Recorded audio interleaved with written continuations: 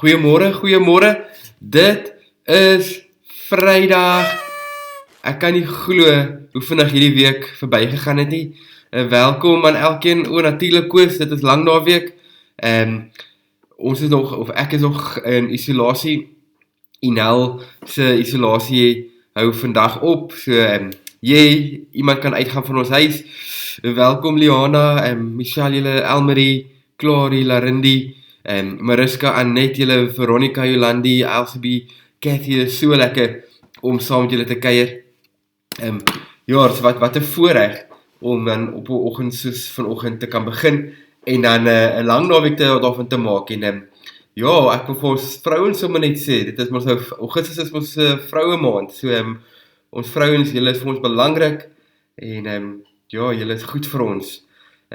Welkom vir Linda en vir Wilma ook. Vriende, is vir my so lekker om saam met julle hierdie beleef om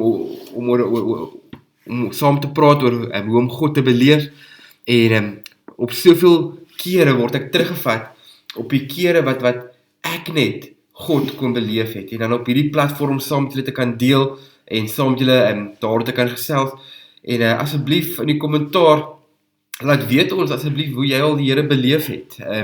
Jy hoef nie net te luister nie, maar praat saam asseblief. Laat weet ons in die kommentaar hoe het jy al vir God beleef en is daar al bakens in jou lewe opgesit van hoe jy God al beleef het.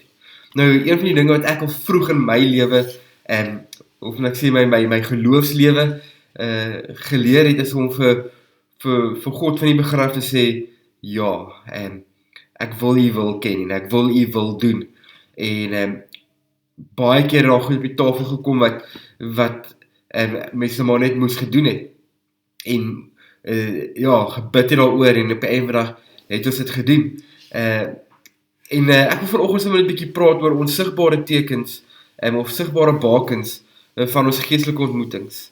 Nou ons sien in die Ou Testament gee God vir Josua 'n opdrag.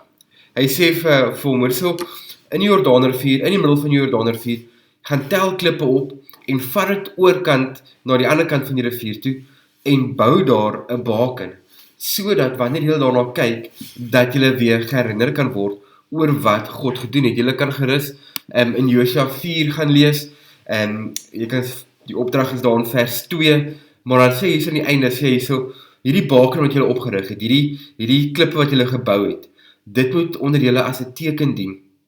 Wanneer julle kinders julle eendag vra, wat beteken hierdie klippe, moet julle vir hulle sê, die Jordaanse water is voor die verbondsark van die Here afgesny. Toe die ark deur die Jordaan moes gaan, is die rivier se water afgesny. Daarom is hierdie klippe vir die Israeliete 'n blywende herinnering daaraan. En dit my soms teruggevat na my eie lewe toe, oor wat die bakens van sigbare ontmoetings ek met die Here al gehad het. Nou ons sien reg deur die Bybel, is daar mense wat altare opgerig het of tekens opgerig het wat vir hulle herinner het aan God wat daar was. Ons kyk na Noag, ons kyk na Abraham, ons kyk na Moses, Josua, Gideon. Ons sien soveel keer daarop goed opgerig en Moses wat by 'n plek op by 'n altaar aankom en dit die Here se banier noem. Ons sien vir Samuel wat 'n klip Ebenezer noem. Ons sien op soveel verskillende plekke van hierdie bakens wat opgerig is van sigbare ontmoetings met God. En dan kyk ek terug op my eie lewe en dan sien ek maar daar is keer en dit kom weer terug na ons boekie toe, en waar jy aantekeninge maak, waar jy voel maar, hier beleef ek net die Here praat met my, hierso voel ek net iets wat op my hart druk, en vir my is dit sigbare ontmoeting, sigbare tekens waarop ek kan teruggaan. Nou dit beteken dat wanneer ons God beleef en wanneer ons opdragte kry, dat ons baie keer kan teruggaan en te sê, maar wat is dit? Wat is dit waarmee die Here al besig is met my? En mens kan dit toets aan dit wat die Here al in vorige gedeeltes in jou lewe gedoen het en dit is 'n goue draadjie probeer verbind aan mekaar om te sê, maar waarheen is God op pad met my? Nou jy weet wat 'n vraag kom natuurlik, is rig jy bakens op amper sê ek bakens van hoop, maar rig jy vir jou bakens op, skryf jy iewers neer, hierso is 'n gedeelte wat God vir my homself geopenbaar het. Hier het iets in my lewe gebeur en ek gaan vashou daaraan. Al maak jy dit geestelik hier vas en jy skryf dit later hier neer, maar maak jy dit vas dat wanneer daar oomblikke kom dat jy weer kan teruggaan en te sê maar daar, hier en daar. En glo vir my, jy gaan iewers op jou journey, iewers op jou geloofsreis word jy gekonfronteer met moeilike goed. En dan is dit belangrik om terug te gaan met hierdie ontmoetings, terug te gaan na dit waarmee God op pad is met jou. Ek onthou spesifiek in die Kaap, was daar 'n rowwe patch in my persoonlike lewe gewees. En ek het spesifiek gedroom die aand en 'n gedeelte gekry wat vir my baie persoonlik is. En vroeg in my bediening het ek geleer moet mens sekere goed deel jy en sekere goed deel jy nie. Spesifiek ons wat op die kansel moet staan en preek en so aan. Party goed moet jy maar vir jouself hou, want dit is jou persoonlike openbaring, persoonlike goed wat vir jou geopenbaar is. En daai spesifieke droom was vir my persoonlik van aard bedoel op daai oomblik. En tot vandag toe nog is daai vir my 'n baken van 'n sigbare ontmoeting met die Here.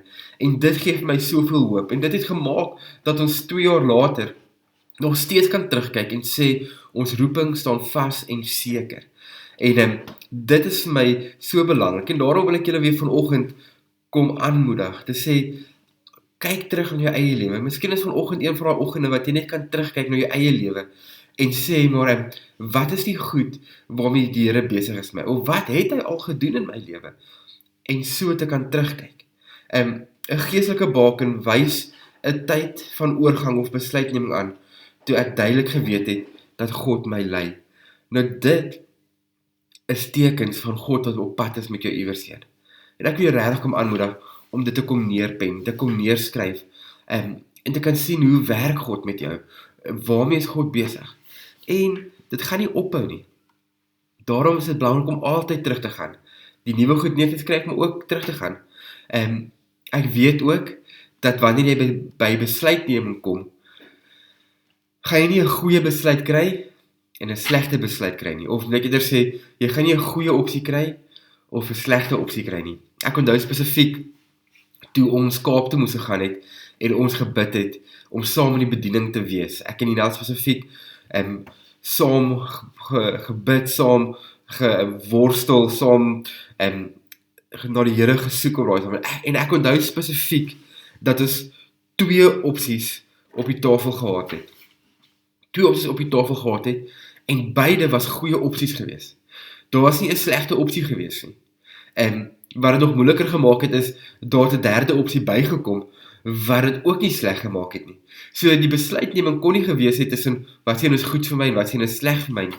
Maar ons moes teruggegaan het op ons bakens. Ons moes teruggegaan het op ons ontmoetings met die Here en op grond van daai ontmoetings kon ons 'n besluit gemaak het. En tot vandag toe is ons nie spyt oor hoe ons besluite gemaak het tot waar ons tans is en waar ons tans bedien. Daarom wil ek net weer vir julle sê, dit is so belangrik wanneer ons praat van ons sigbare ontmoetings met die Here om dit neer te gaan pen, sodat ons kan teruggaan wanneer ons by 'n besluitneming kom. Ek wil jou aanmoedig dat wanneer jy moet besluite neem, dat jy sal teruggaan om te sien maar waarmee is God besig en hoe gaan ek aansluit daarbey. Wil maar jy skryf daarso, ek skryf datums of woord in my Bybel langs 'n vers wat my weer kan terugvat. Dit is so goed. Ek weet Nel doen dit ook. Nel gaan ook deur haar Bybel en skryf neer en 'n datum hier. En ek onthou spesifiek toe ons nog uitgegaan het en verloof geraak het en toe ons gepraat het oor 'n troudatum en toe ons die troudatum besluit het, toe het sy 'n teks onderstreep en gehighlight en gesê voordat sy 25 is, gaan sy getroud wees. En die datum en alles was voor haar troue gewees. So dit is wel lekker om terug te gaan na sulke goed toe ook. So ja, dit is ook 'n manier hoe om dit te doen. Vriende, ek wil julle aanmoedig. Ons moet hierdie goed neerskryf, want God is aan die werk. En ons is besig met ons gedagtes, ons is besig met ons werk, ons is besig met ons lewe, en ons vergeet baie keer oor dit waarmee God besig is. Mag jy vanoggend weet, dat God op pad is met jou, iewers heen, dat daar roeping op jou lewe is, dat hy met jou en deur jou wil werk. En mag jy teruggaan na jou bakens toe wat God met jou ontmoetings gehad het. Want is daai ontmoetings wat maak dat ons die volgende tree kan gee.